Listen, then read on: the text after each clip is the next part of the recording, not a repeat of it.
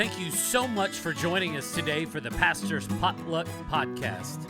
Here on the Pastor's Potluck, it's similar to a normal potluck where you might get something that you want and there may be something that you just want to pass up altogether. And that's okay. There's something here for everybody. Our goal here is to encourage you and maybe in the process entertain you. If you're ready, let's dig in.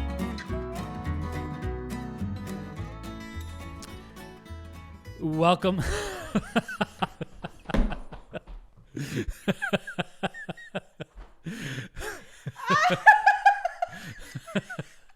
I don't know. This is a slow roll. It was. I woke up so stinking late this morning, because I typically wake up at 5:30, and I just hit snooze, maybe once or twice or whatever, just to try to slowly wake up and then get the kids ready, and I got up, and we're out of the house typically by 6:40, 6:40 at the latest, because the kids have to be at the bus stop at 6:50, and it's not in front of our house. We have to drive all the way to Kroger in the parking lot, which is weird. Anyways, but this morning I hit stop instead of snooze. Oh no! And so that's self-sabotage, is what that is. Self-sabotage. It was 6:10. To get 3 kids ready for school, breakfast, lunch is packed, and then myself, because as soon as I drop them off, I'm headed to work. Right. I wake up, and I look at my clock, and it's 6:10. I say, Erica, I did it again. Oh. This has got to be tag team effort today, please. Right. No, this is the day where you're like, I know that I missed the swing at that ball. You have got to swing for me. Yeah. Please. Yeah. I need you to come up behind me like Jack and Rose on Titanic. That's it. and hold me up. And hold me up as the wind tries to blow in my face. But yeah. It's amazing. So, yep, that's where we're at today. Energy level. And I think it's just we got a lot going on. It's always the Easter season and it is. It's busy. Just things happening, good things happening, and I'm glad that we're, just doing everything that we can to the best of our ability, and not for the sake of doing it, but I'm glad that we're checking things off, our list of things that we need to get done. Yep. But, anyways. Oh, yeah. So how's your day going? Well, my day started with me driving here, and my whole dashboard lit up like it was the 4th of July. And I was like, oh no, what is this? So I took my car to the shop. I just got a phone call from them, and it's not the best phone call you could have ever wanted. So that's how the day started, and we'll see how it ends. Now, whenever the lights on your dash and all the hey, you got something wrong going on, did the engine kind of falter out, or does it still feel like it was driving? So it lit up last night on my way home, and so I pulled off to the side, down a side street, turned it off, because sometimes I'm not a car guru, but sometimes a car just needs a burp. They're just having a moment. Yeah. That's what I'm calling it. Just a burp. They just need, hey, a hard let's reset. try this over. Let's start again. Because it was really cold yesterday. It snowed, out of nowhere, I felt like. Weird. And so it was okay, it's just really cold. Maybe just something is whatever. So I pull off, turn it off, wait, pray, turn it back on. No signs of any lights. It's yes, we did it. Thank you, Jesus. Drive a block or two, and the check engine light comes on, and I was like, oh no. And then the next block or two, everything lights up again, and I was like, you've got to be kidding. So now I'm listening, smelling, all the tricks. All my senses are engaged, both hands on the wheel, see if I can feel anything. But there's really no indication of any issues outside of all these lights, which those lights are an indication. And so without seeing or smelling or feeling anything different, I just went home. We lifted up the hood. The battery was janky looking, corrosion all over the place. And so we're like, well, maybe it's just a bad connection. Maybe it's just saying, hey, we're not getting any juice. We need help. So Paul pulled off the connectors or whatever that might be the right word. I don't know. Hey, yo. He pulled those off, cleaned them up with some vinegar. They look brand new, beautiful. Put them back on. Drove it, like turned it on last night. Looked good. This morning looked good. I got maybe 5 minutes away from the house, and I saw my RPMs run from 2. I was in cruise control at like 50 on Jefferson, in the Jefferson area on Route 60, and RPMs just start buzzing. Like 2 to 250, 2 to 250, 2 to 250. And I go, that's not good. No. That shouldn't be happening when I'm on a flat road in cruise control. Yeah. And so I was like, yo, no. And so I just drove straight to the shop that we go to. And they took a look at it and they were like, yeah, we were hoping it wasn't something, but it might be something. We're okay. So I'm going to go pick it up. Computer? No, they think it's transmission related. Which Oh yeah, we pretty did that costly. a year ago. Yeah, we did that for Erica. We had to replace the transmission on Erica's 22, 23-year-old car. Yeah. And it's got 240,000 miles on it or whatever. Right. And it's been super reliable, but it's just after a quarter of a million miles, I'm sure there's going to be some issues. Well, and it costs more to fix the stupid transmission than the whole cars. Than two of those cars are worth. But I know, and that's where we're at. My car is a 10-year-old car. It's been paid off for years. It's one of those things where when we do get the price tag, because I don't know the price tag yet, but when we do, and I've been in this situation before. You have an old car, things start to go wrong. What is the cost at this point? Like, I don't want a car payment again. Like, I had car payments for years. I don't want that again. But at the same time, you're saying, well, this nickel and diming is a car payment. Like, nickel and diming all the time, that is kind of, you're in the same lane. But we'll see. We'll see how it goes. We're just, trying to do the right thing and listen to God through all of it. Because a couple years ago, we started taking our finances pretty serious, giving them to God, everything. And he's done more than we could have ever with it. So I trust him in this too, and we'll see how it goes. Yeah, well, I hope the news is not crazy. Yeah, me too. So today I wanted to talk to you about something that is it's pretty unique to your job because it's not necessarily in your job description. Right. But it has something to do with your degree and because we know this about you. We know that you have an art degree. Mm-hmm. You were an art teacher in the public school system here in West Virginia. And then God called you to ministry, which was a big, huge leap of faith. But one of the fun things for you is that you get to continue to do and practice art, and how that works in relationship with maybe a sermon series or maybe just a specific Sunday morning that Scott may need something. And first off, just how cool is it to be able to continue to do those things? Yeah, so for 99% of the time, it is really great. Yeah. Every now and again, and everyone on the staff knows it, we've all been guilty of it. Hey, Anna, can you come and do this little thing for me? Hey, can you do this poster? Hey, can you do this little... And I really don't mind, and I want to be helpful. But every now and again, it's like, I guarantee there are people who would love to do this, and they could do it just as well, or maybe better than me. But the stuff that's like creative and taking some of the skills, because my focus in college, when I was studying art, my focus is in 3-dimensional art. Yeah. And then my explain that for people who don't know what it is. So 3-dimensional art would have been things like sculpting, creating things that were beyond the paper. So like beyond the board, stuff that is, it has 3 dimensions. You can see it beyond just a flat surface. Yep. And that was my main focus, including ceramics, pottery, sculpture, building. Like, there were just things, and I loved that. I love that creative aspect. I just made a piñata a couple weeks ago. I was loving it. Like we had the kids do a generosity challenge over the winter. Yeah. Middle school won, and I got to make a freaking piñata. I was know. so pumped. I was like, yes. Do a little side note for that. So you had that little lunch thing after service, and you had all the middle school kids kind of lined up Yeah. to take swings at that. And Luke jumps in the back of the line, and he's getting excited.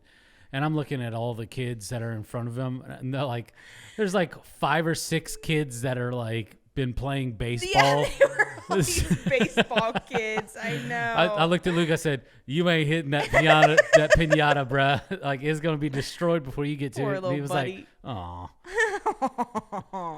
Yeah, so that was fun. So yeah, like building stuff is really fun. I enjoy that. So like when we've had intricate stage designs for series, Yeah. I've enjoyed that. I've enjoyed helping build those.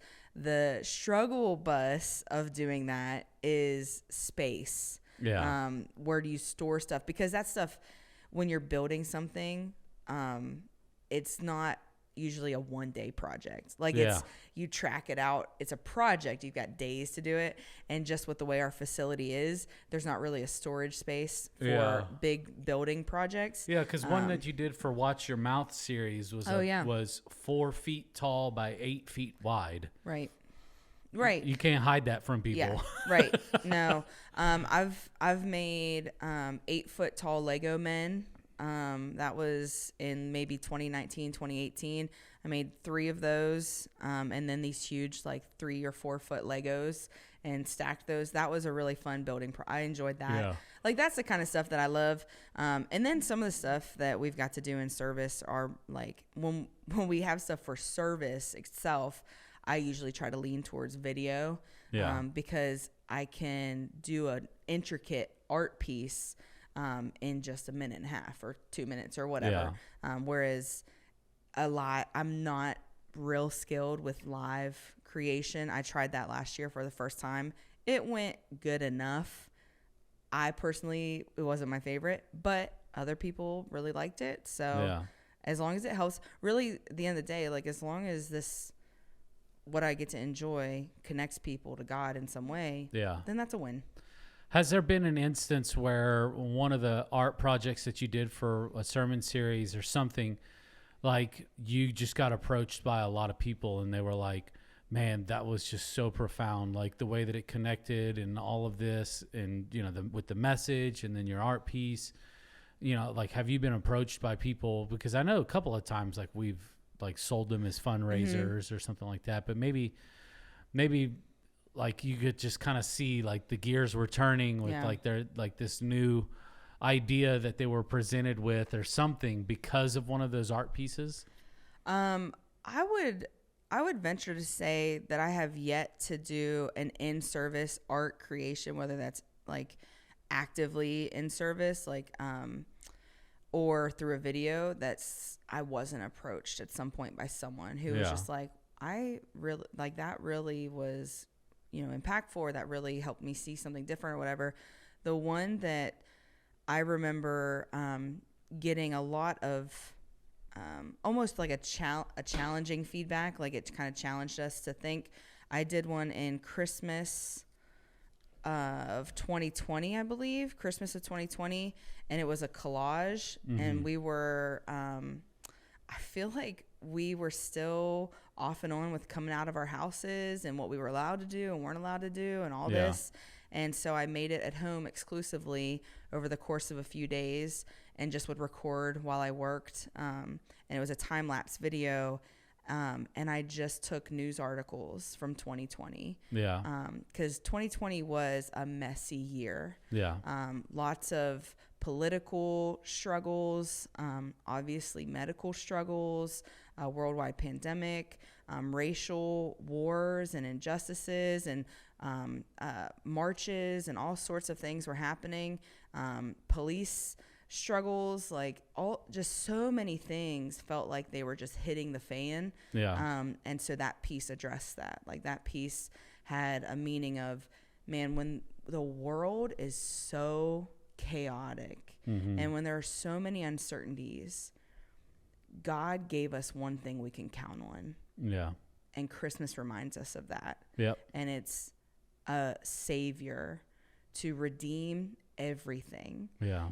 I loved that piece, and I had a handful of folks who approached me on that piece because once all the news articles were put up, I drew over them with just charcoal, black and white charcoal, an image of a woman holding a baby. Yeah. It was designed to be, Mary and Jesus, Yeah. but just this idea that there is an answer and a resolution to all of these things, and it comes through Jesus. And that was one of probably the more opinionated style approaches that I had. Most of what I had was just, hey, let's create something for Christmas. Let's create something for Easter. Yeah. That one felt very personal, like from the year, and just kind of challenging us to think beyond our own struggles and the things we see to a redeemer. Yeah, that's what I was going to ask you, is like, what was some of the ones that like for you personally, where you were just like I needed this. Yeah. Like, or maybe they were just fun to work on. Yeah. So I actually brought this with me. This is my print board. This project. Okay. So this one here, I loved making this because it was a printmaking, and I love printmaking because it is 3D and 2D. Yeah. So for those who aren't familiar with printmaking, just essentially think of like a stamp. Yeah. So you have a big piece of linoleum or rubber or whatever. Yeah. And using a carving tool, you carve out everything that you don't want to be in the stamp. Yeah. And you leave the things that you do want to be in the stamp. And then you stamp it. And I just had such a great time making it. I really enjoyed the process. It took me a while to get through these, and I made colored versions also. So the colored versions, they're a little bit trickier because you carve a little bit at a time and you stamp each color individually. Yeah. And so that it took time. This is one that we sold. The prints, there were 9 prints of the colored, and I didn't mark that one.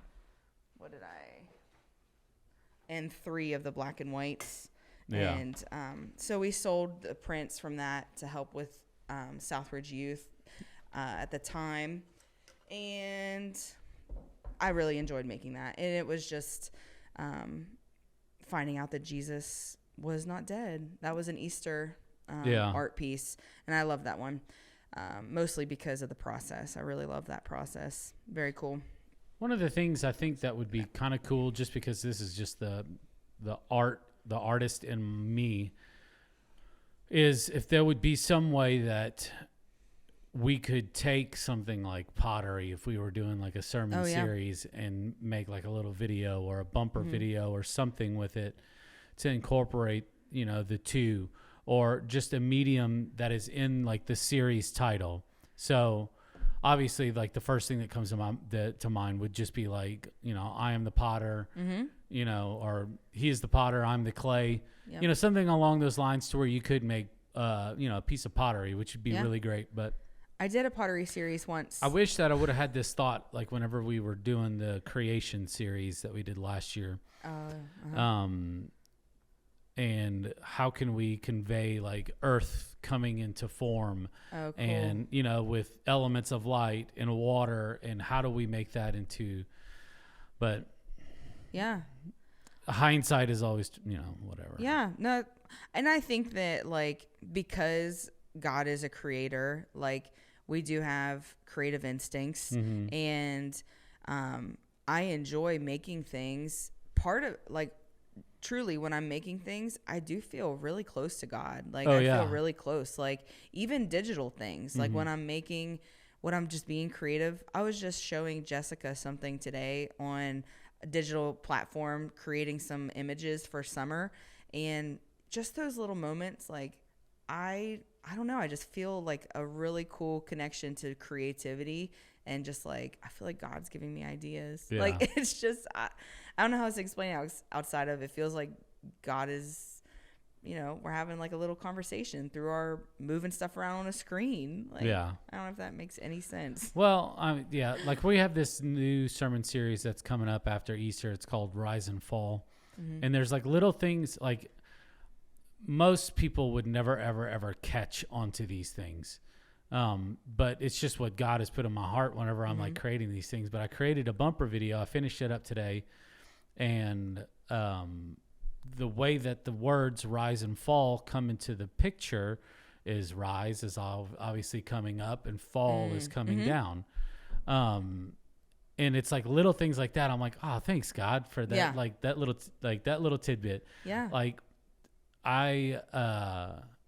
so whenever we did, what was the car series we did? Yes. I can't remember. Oh no. Scott's going to kill us. No. But anyways, the car series that we did. But as I'm going through and I'm working on this bumper video, like I add like Bumper sticker theology. Bumper when you sticker said bumper theology. video, I was like, I saw that in the video. yeah. I saw that word. But like little things like I'm able to sneak in there that most people wouldn't be able to ever pick up on because these images are flashing like super fast.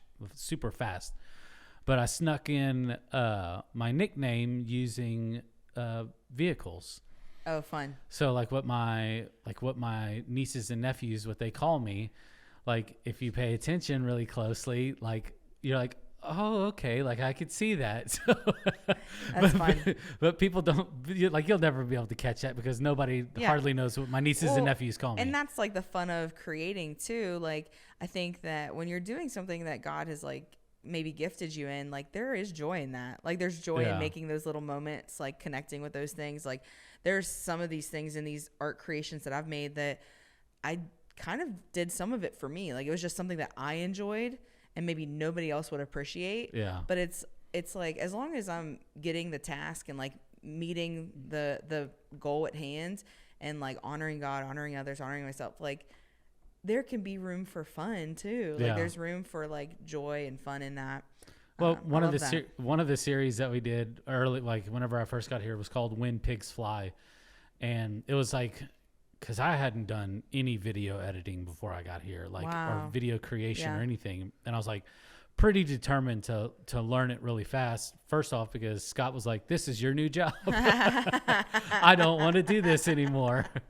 And then secondly, so whenever we were creating that, like the bumper video was inside of a airplane fuselage, and so it's like panning around. It shows like the lady walking by with like the snack cart or whatever, and you can hear like the background noise that's in an airplane. But I didn't have any like B-roll footage of like just people like chatting, you know. Like I added like a little cough in there.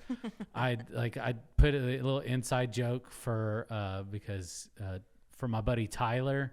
Like I just had a conversation between myself and like I recorded Tyler's part, but he always had like these funny little one-liner things to say. So I would sit there and have this conversation, and then I would play quote unquote Tyler and then have like these little quips. But most people would never ever be able to catch up on those things.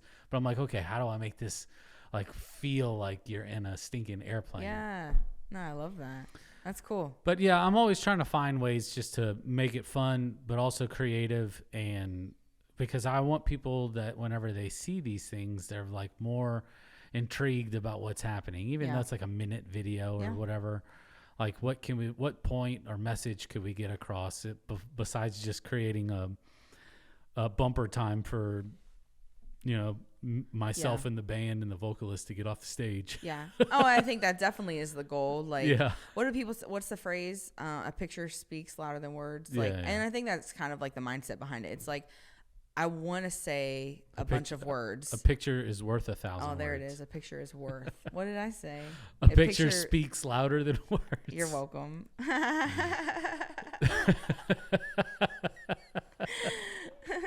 We're all just surviving here. I know. But yeah, I think that is the goal. Like when we're creating these things, like whether it's like a structural piece or whether it's, I mean, goodness, Jared, like I even think like stage design, like we're thinking through these things, like what is it saying? Because it is saying something. Like what's the meaning behind it? And when we think about like the meaning, how can we best convey that? Like, what is a best way to do that?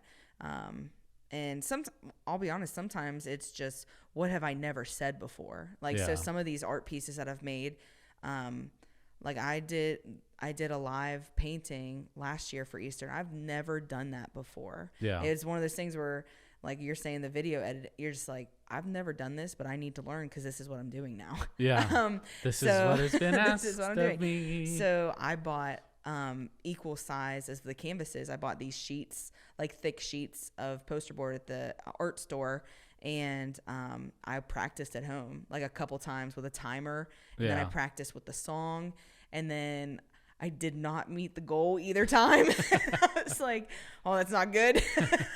So I need to practice this in my head. I don't know. And it worked out. Like, it ended up being great. But sometimes it is like, what have I never said that I want this message to go across? I just have never said it that way. Yeah. And so looking at ways to do that too.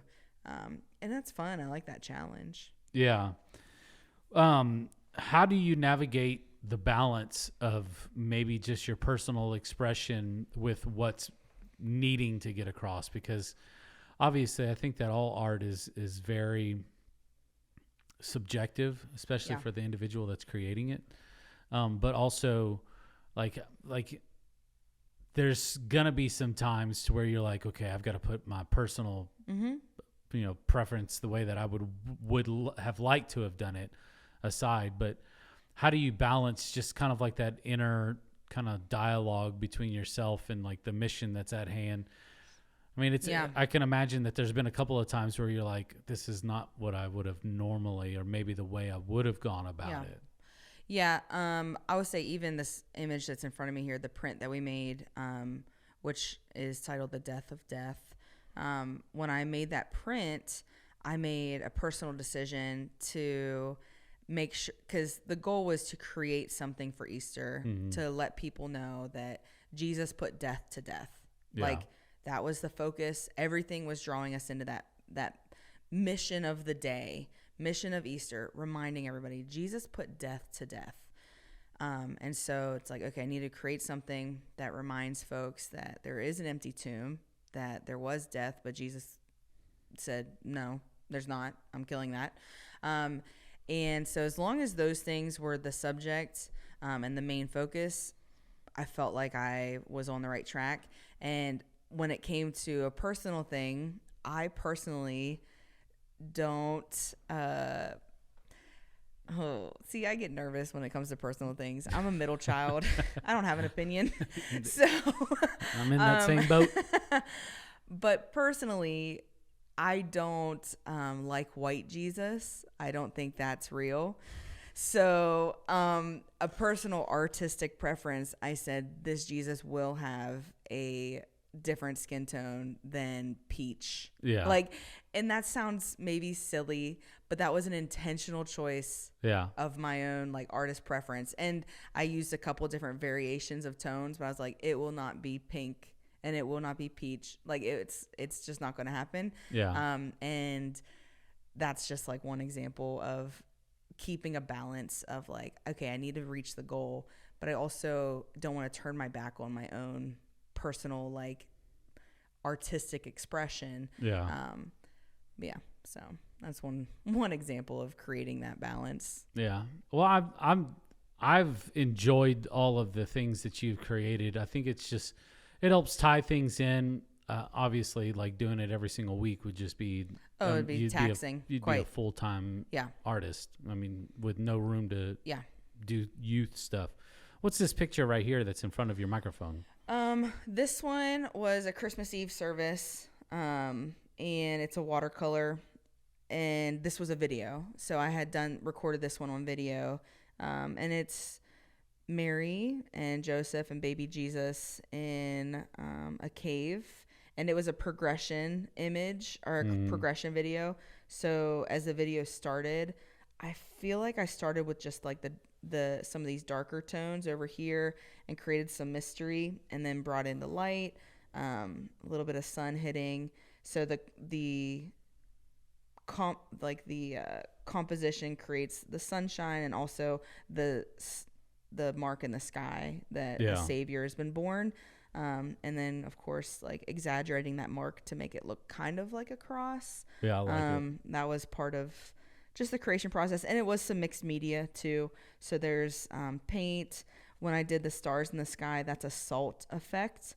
And so as it was wet, I dribbled salt all over it to create the starry look.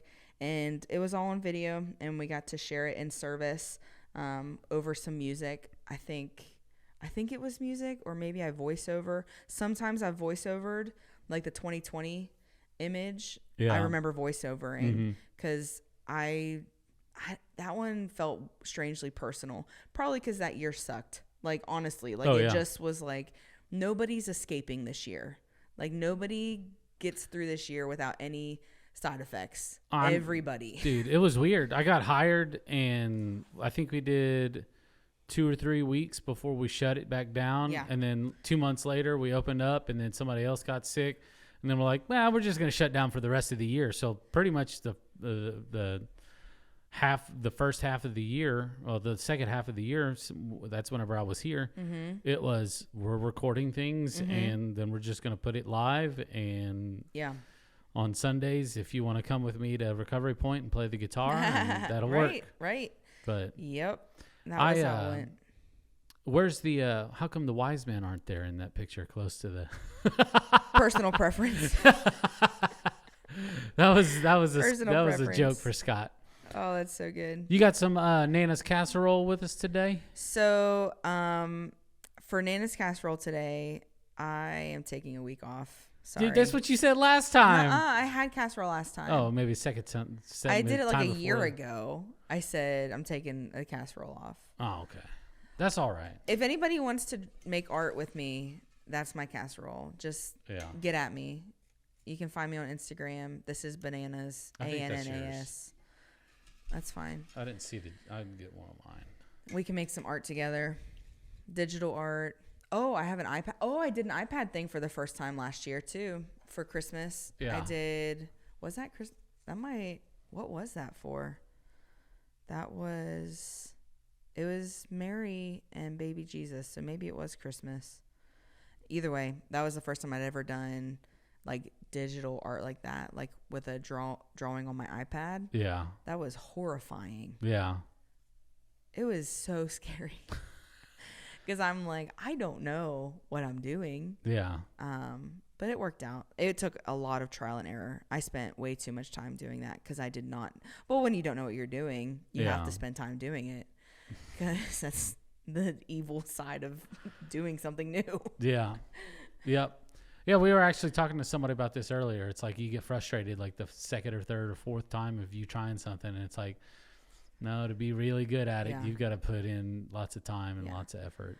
Yeah, it's true. It's true. And like ultimately, and I know this about you too, like as creative people who also love Jesus and love people, like we want this stuff to actually impact somebody's life. Like, oh yeah, we want it to actually like enhance an experience that they could have with Jesus, a moment to take a next step in their faith, like, and that takes work, like on our end, like to figure out what's new, what technology exists, what kind of techniques are out there in the world, like what kind of stuff, because like even like the printmaking, that's an old technique, like Jesus time technique. And so like that was even a extra layer of coolness in my experience, like doing something that like was around when Jesus was around. Like it wasn't with the linoleum, but it was with like wood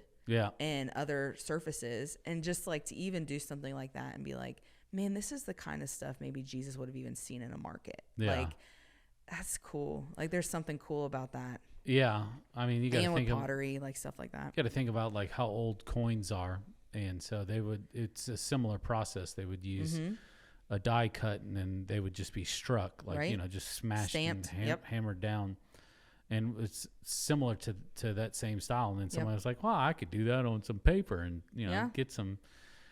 Some flowers and grind them up and make yellow and all these other different colors. Cool. So it's cool stuff. So mystery meat, just to kind of get everybody up to speed, Yes. is it's just like a potluck mystery meat. You just don't know what it is, but sometimes you just got to take a scoop and go for it. So at the end of every episode, we have a jar full of questions. Some maybe something you like, maybe something that you don't. But at least we all give it a try. What is it? Maybe something you want to pass up altogether? Yeah. Is that the language? Yeah. Oh, that's so good. Yep. And but so the last time that I filled this up, I didn't do like a whole bunch of random questions. I actually put some serious ones in there, boy. and we got one of them because it's a mystery Okay. meat question. Yes. Let's get serious. Well, it's, I mean, you know, we laughed throughout the whole thing. So No, I didn't. describe a moment when your faith was tested and how did you overcome that challenge? Oh, that's such a great question. Just one moment. Okay. I had a moment. I'm trying to think like of one that was like really, I was pressed and something came to my mind immediately. And I don't know if this is a trigger warning or whatever, but it is a few years ago, my husband and I got in a really big argument. Like, not physical, just like we did not see eye to eye on something pretty serious. Yeah. And I actually stayed in an Airbnb for 2 nights because I just was like, I can't be around you. And he also was like not thrilled with the way life was in that moment. And I remember, I've only shared this with a couple people. I remember driving to my house and sitting like down the street and looking at my house and like looking at like our little yard and like these different things and like through teary eyes going, God, if this is what I have and I love my life, I love these things, I love my life. If I were to lose it all, would you still be enough? And I remember like sitting in that for a minute and just being so comforted with a yes. Like, if you lost everything, I'd still be enough.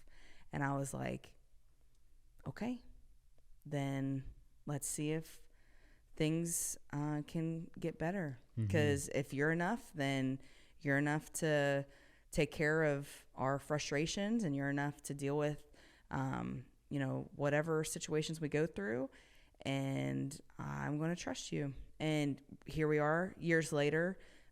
We love each other. We love our life. We almost in a weird way love those hard moments because they really cause us to ask hard questions and do the hard things to be better and to make things right. And so that's a moment that I can think of that was really, there's others, but that's one that I think was pretty close to my heart just now. Yeah. I've been through a similar situation to where it was like, not with my marriage or anything like that, but just with all the nonsense that I've dealt with church hurt in the past. And just being so sure that God has asked you to do something, and every situation that I was being put in was like, dude, why am I going through this if this is what you have asked me to do? Like, I'm not going to do it. Like, I will still show up to church, but I'm not going to do it. I said I would rather just find a regular job to where I don't have to deal with this anymore. Yeah. God, like if this is something that you have like placed in my heart, and then had so many people through the power of the Holy Spirit like verify that and confirm that calling in my life to be a worship pastor and to be in ministry full time, then how come every single time that I am working at a church, that I am working for people that are just not very good people? Yeah. I'm not going to sit there and try to bash whatever. Right. But It's just the situations were just absolutely miserable for myself and my family. And I went through 6 years of it, and I just said, Lord, I'm not gonna do this anymore. And he allowed for the last church that I was working at. I was there for like only 4 months, and the elder board essentially, not essentially, this is exactly what they did. They fired everybody on staff, and they were just going to start over from scratch, which is really weird. But that was in November of 2019.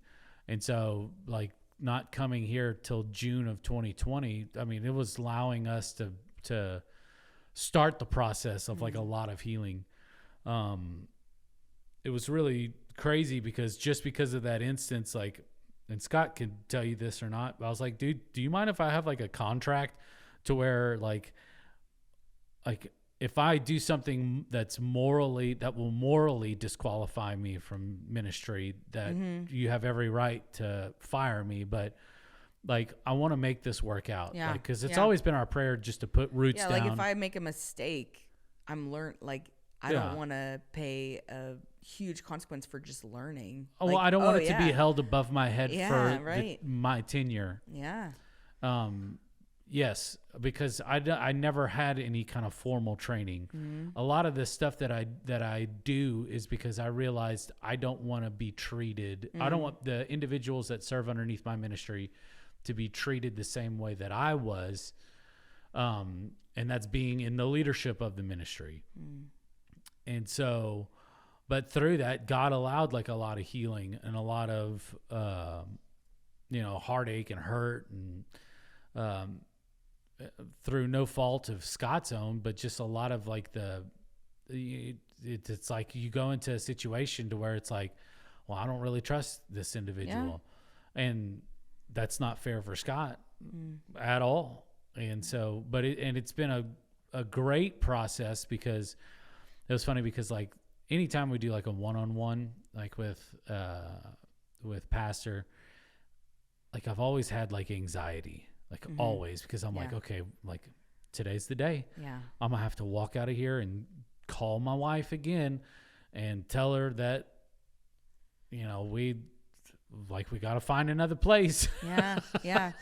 We got to find another house. We got to find another job. We got to do whatever. Yeah. And it was really funny because like the last time that I had a meeting with Scott, it was like a month ago, and we were talking through some stuff, and what areas can Jared get better in, and what getting me pointed in the right direction. And I told him at the end of this, I was like, this is the first time in probably my whole time in ministry that I felt that my job was not at risk. Yeah. And I said, that's not because of like it's not your fault. It's just like all the past hurt and backstabbing and lying that's been done to me and on my behalf or whatever. That's a very testing and trying of your faith, Absolutely. It's like, Lord, this is supposed to be a little bit funner. Literally. Yeah, it is. You're like, I'm getting paid to sing. For sure. Yes. Like it should be a lot better. And I'm glad that God's awesome. Doing like a good thing, Yeah. Yeah, that's really awesome, because those moments, it's cool because like God doesn't let those past things be wasted. Yeah. Which is like the best part about, in my opinion, that is one of the best parts about being made new in Jesus, is the things that held me back, or the things that were pain points, or the things that tested my faith. Like God doesn't waste those. Like he uses them. He uses them for me. He uses them for other people. Like he uses them for his own glory. And that is like such a gift, because it's so tempting to look at those moments and be embarrassed or ashamed, or like feeling less than or whatever. And God's like, no. Actually, like this is okay. Like it'll be all right. Like this isn't wasted. Like it'll be it'll be used for something. Yeah, it's funny, like, whenever you say that, because, like, most of the time I have, like, this really good connection with people who are struggling with, like, substance abuse or alcohol or anything like that, just because it's part of my story.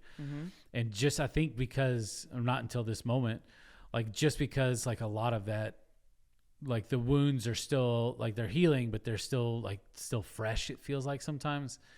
And it's like, God was like, well, I'm going to put some people in your path that are hurting, and now you've got to help them through those things, like the things that I've been teaching you, the scripture that I've been putting on your heart, and the articles and podcasts and everything else that you've been listening to. Like, that's going to be another group of people that you're going to be able to help through that.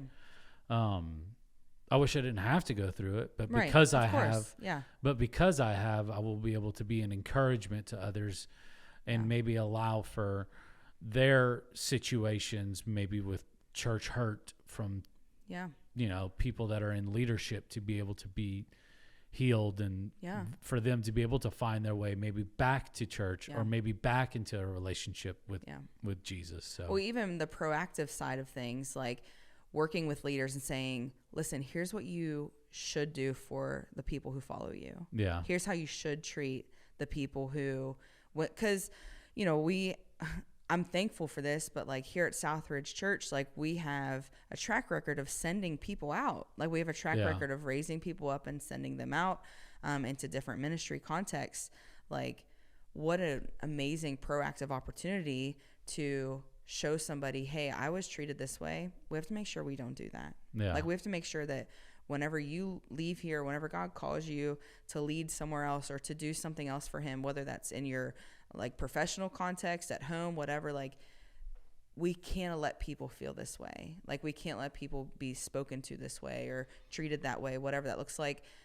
And even with the addiction mindset, like the proactive approach of, listen, there may come a time where you are put up against a decision.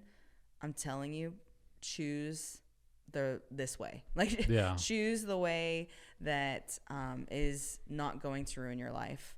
And that, I think that is a gift of going through moments of faith tests also, because you get to help people who've also been through those difficult times, but you are, in addition to that, a voice to speak into those who haven't, and saying, this could be you, and I don't want to see that in your life. Like, as easily as it was me, it could be you. And here's some ways that I think that could be avoided, or coming into someone's life and saying, hey, I'm noticing some things that I actually struggle with right before fill in the blank. You want to talk? Like, what's going on? Like, I got to do that with my son the other day. I'm like, bro, like you're about to start knocking on some doors that I've already gone through. Yes. And that's, well, working with teenagers, I see that all the time. Like I'll see different behaviors or hear different things or what. And I'm like, hey, listen, look, like you've never been to where you are right now ever. I know someone who has. It's this lead volunteer, or it's this, person. Like, let's have a conversation with them. Let's talk about this. Let's kind of see how that went for them. And, getting those connections and some of that guidance, because if we can help prevent people from going through that by simply telling them a story, shoot. Let's try that route. Let's try that. Yeah. It's just, it's sometimes the people that go through the nonsense and stuff like that, it's the wisdom that comes with it, because like you said, like I've been through this, I've done it. Like, I don't want to see you go through it. So use this bit of knowledge that I'm giving you and make the decision to not do what I have done. Yeah. Because I've been down that road.